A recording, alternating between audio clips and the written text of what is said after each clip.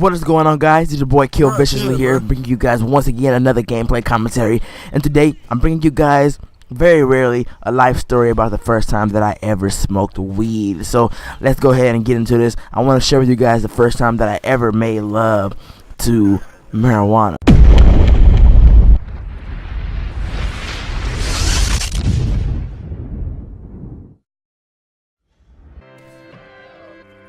Alright, so this happened when I was at my cousin's house back, I think it was about 2 years ago, first time I ever smoked weed. And just a little heads up, I was never too keen about marijuana. Like, it wasn't something that I really wanted to do, because I know that a lot of people my age are doing it, like people that were 17, 16, 15, probably even younger, were doing marijuana. And I never understood, like, why were they doing it? Like, why can't we have fun without having drugs involved? And I was really disappointed when I found out my cousins were doing it, because I never thought that they would. You know, I was like, you know, these kids are good kids, you know, they don't do stuff like that. You know, why would they do that? Like, they were raised well enough to know. But I guess that was not the case. And back then I did think that marijuana was like this horrible thing, but you know, now that I've gotten older and gotten like a little better understanding of it, it's not as bad as I thought it was. But still, I don't recommend everybody doing it. I don't recommend anybody doing it, because like, even though I've done it, it's not like a hobby, you know. It's not something that I do all the time and I can live without it, you know what I'm saying? Like, and when I do it, it's only when I'm with my cousins, and very rarely do I see them, you know what I mean? So it was this one night, it was a Friday night. I remember this clearly because we did get chased by robbers that night or the day after that. But usually at my cousin's house, what we do is we go outside, or we go to his friend's house, we go to the movies or something like that. So this night we went to his friend's house to go pick up his friend and go buy some Mary Jane.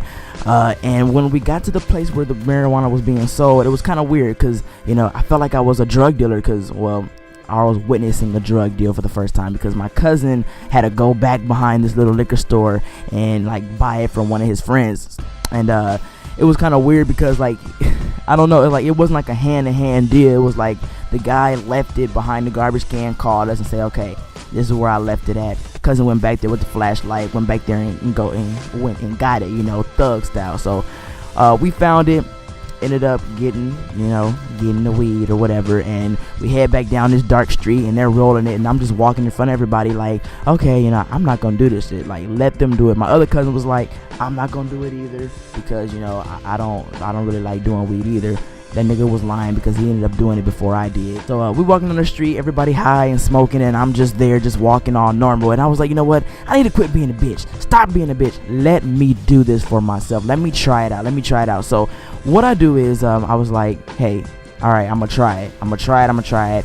But I did it like at the little last, when, you know how they have it where you have to take the little last thing and throw it out. That's when I finally decided to try it. You know, that's how long I was really contemplating on whether or not I was going to do it or not. So I finally did it, and let me tell you, when I did do it, I looked so foolish, because like, that was my first time ever smoking, so I didn't know like how to inhale, or you know, how to exhale. Like, I would inhale and I would breathe, and then I'll breathe and I would stand on my tippy toes at the same time, like a weirdo. And when I exhale, I'll kind of exhale like I'm blowing my breath in somebody's face. So, you know, that was the weird part. Like, I had to learn how to do it, and I guess like one puff really wasn't.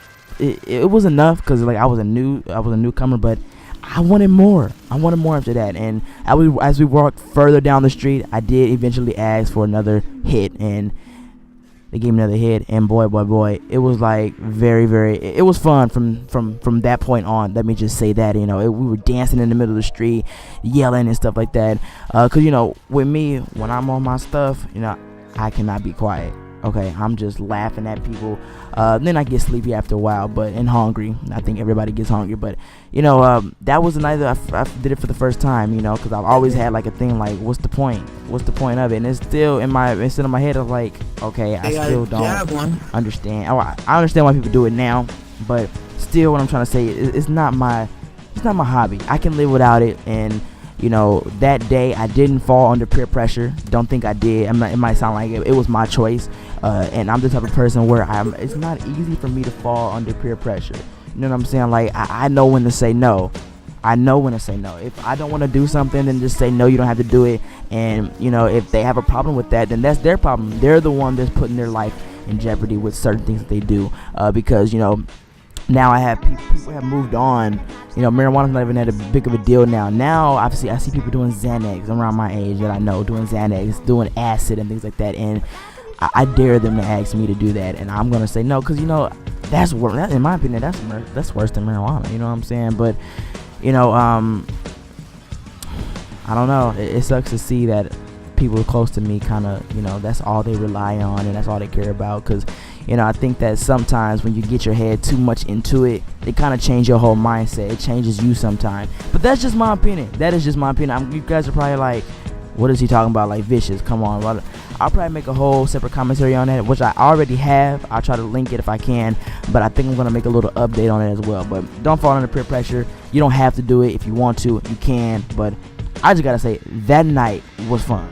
Okay? It was okay. That sounded very gay. Pause. Hashtag pause.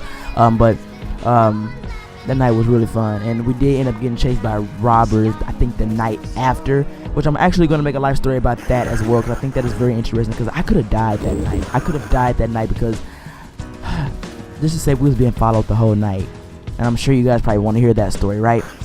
Alright, so, once again, this has been another Kill Viciously entertainment. No, I'm not even going to go there.